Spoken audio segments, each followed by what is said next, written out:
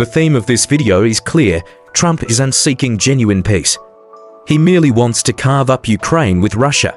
A recent news report revealed that Trump and Zelensky had a one-on-one meeting in Vatican, with no one else present. What was discussed remains a mystery. Andriy Yermak, the head of the Office of the President of Ukraine, simply stated that the talks were constructive, but no one knows what that actually means. Was it about pressuring Zelensky to sign a mining deal that would turn parts of Ukraine into the property of a Delaware-based company? Or was it about getting him to accept a 7-point peace proposal that would strip Ukraine of its sovereignty? Before this so-called funeral diplomacy between Trump and Zelensky, Trump sent Witkoff for a 3-hour secret meeting with Putin. Just like the Trump-Zelensky meeting, the details of this encounter remain unknown. However, prior to these meetings, Trump proposed ending the Russia-Ukraine war by emulating the post-World War II division of Germany, where the country was split between East and West. Trump's plan involves dividing Ukraine into 3 parts. Russia would occupy Crimea, and for eastern regions, Ukrainian forces would hold the central part, and a coalition of British and French forces would be stationed in the western part, including the capital city of Kyiv. He claims this would achieve a tripartite balance. To sweeten the deal, Trump has promised Russia that he will lift the economic sanctions imposed since 2014, when Russia annexed Crimea. It's worth noting that Trump himself calls these sanctions unjust, yet he maintained them during his previous term. When it comes to Trump, you can't expect consistency from one day to the next. When a reporter asked Trump if Russia had made any concessions in his proposed peace plan, he replied that Russia not occupying the entire Ukraine was already the biggest concession. This statement is astonishing. Is this the kind of thing a president, who claims to represent the world police, should say? Or even something a rational person would utter? It's as absurd as saying that a powerful figure not turning into a pig is a huge concession to pigs. How did Russia respond to Trump's peace plan? 70 missiles struck Ukraine, followed by attacks from 145 drones. Trump's response on social media was merely a plea: "Vladimir, stop." There was no condemnation, just a weak appeal. Some people call Trump a spy, but I disagree. Real spies don't act so blatantly. Spies often feign extremism to hide their true identities, much like the character Shadow Honbing, played by Luo Haikyung in the TV series Kite. She was a top-tier agent of the Kuomintang, yet she appeared even more radical than the real underground communist agent, Jun Yao-xian. Trump's actions go far beyond what a spy could do. He's essentially allying with what many see as an adversary of humanity, bringing shame to the US, which positions itself as the world police. After sending Witkoff to the Kremlin, Trump absurdly blamed Zelensky for the delay in the ceasefire, scapegoating the Ukrainian president for the stalled peace process. He even openly told Zelensky that the war could continue for 3 more years until Ukraine loses everything. At the same time, he has pressured Germany to halt the supply of Taurus missiles to Ukraine, citing the presence of US components in the weapon. Will Germany cave in? Most likely not. Currently, the only conditions Russia seems willing to accept would effectively end Ukraine's status as a sovereign nation, and Ukraine clearly can't agree to such terms. For Trump, it seems there's only one option left: abandon Ukraine and reshape the geopolitical landscape with Putin. The real question is, how will Ukraine's allies respond? Will they finally take control of Europe's defense and stay focused on the Ukrainian issue amidst new threats? Last week, Europe finally got a chance to sit at the negotiating table with the US. But before returning from Paris, US Secretary of State Rubio warned that if there's no substantial progress in the coming days, the US might withdraw from the negotiations altogether, citing other priorities. A week later, Ukraine rejected Trump's peace proposal. The 7-point plan not only required ceding Crimea to Russia, but also demanded recognition of Russia's occupation of 20% of Ukrainian territory, a commitment from Ukraine not to join NATO, and the lifting of all sanctions against Russia since 2014. These terms would effectively destroy Ukraine's sovereignty, leaving it vulnerable to further dismemberment, resource exploitation by the US, and future Russian aggression. It's no wonder the Ukrainians refused. It's also understandable that after Rubio refused to attend the so-called London peace talks, the negotiations were quickly downgraded to a meeting of diplomats. European leaders, who were all smiles when they first sat at the negotiating table, are now in a state of panic. I don't think the failure of these peace talks should be blamed on the Ukrainians or European weakness. The main culprit is Trump himself. Trump's entire strategy was influenced by his own distorted understanding of the conflict itself and his almost homosexual love for Putin. Obviously, Trump misjudged his beloved Vladimir Putin.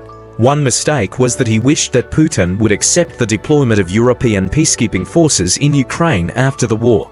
Another mistake was to send different envoys to Kiev and Moscow, which led to conflicting information received by both sides. He did not distinguish between them.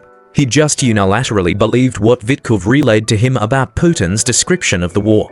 Trump was obviously more receptive to Putin's narrative about the war in Russia. All this suggests a huge strategic misjudgment and a wrong characterization of the nature of the war. The hasty jump from a preliminary ceasefire agreement to a comprehensive peace agreement is bound to fail on both sides.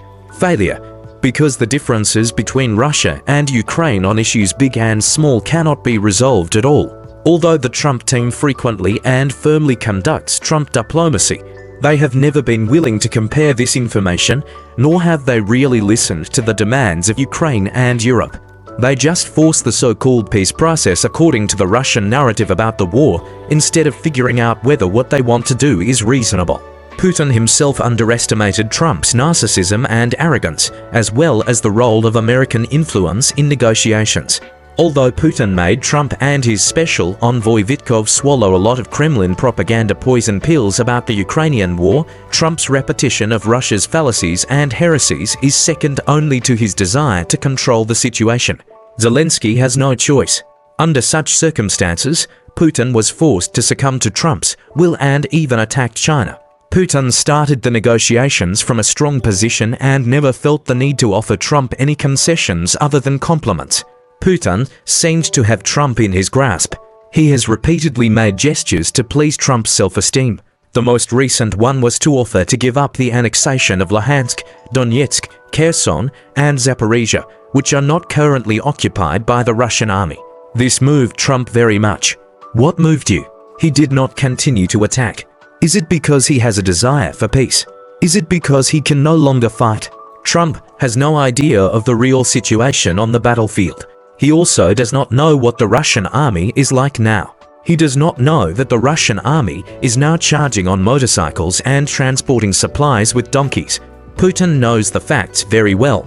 He probably understands that under Trump's protection, the war is not it is often possible that the situation will end in a freeze along the existing front. Therefore, he refused to make concessions on all major issues and said, "Oh, I won't attack other regions."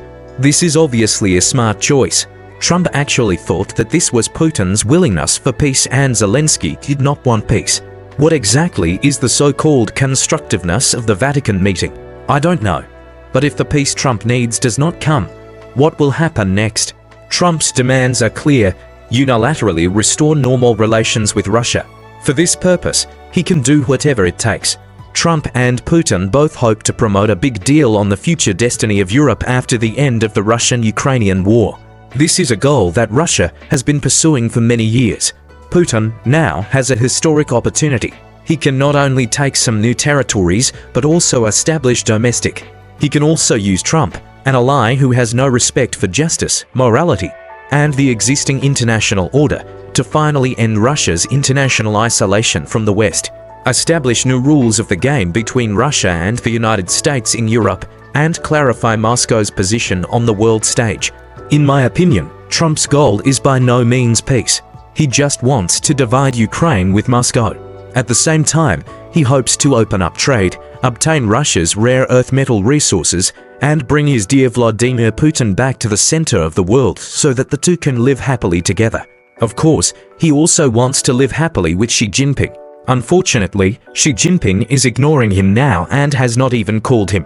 So, in order to force Xi Jinping to make this call, he must not only exhaust all economic means, but also hope to win the hearts of Moscow and Beijing, create some cracks between them. However, given that the peace Trump promised cannot be easily achieved, he may take a series of drastic measures to reshape Russian-American relations and define the bottom line of American involvement in European affairs. completely dismember Ukraine, and warn Europe that if you continue to support Ukraine and be hostile to Russia, I will be rude to you. So now Europe seems to have backed down. Last month, at a meeting of the European Council, a plan to provide Ukraine with 40 million euros in aid was cut to 1/8 of the original. Later, due to intensified differences, the plan was finally abandoned. What's more, there are signs that Europeans find it difficult to develop their own defense industry. Although they shouted a lot of slogans, at the same time, European military aid completely replaced US aid is unlikely. After all, the US has the right to decide life and death on the battlefield in Ukraine, not just cutting off arms supplies. As he demonstrated in March this year, the US ruthlessly cut off the guidance systems of the Ukrainian army's HIMARS, Patriot and other missiles.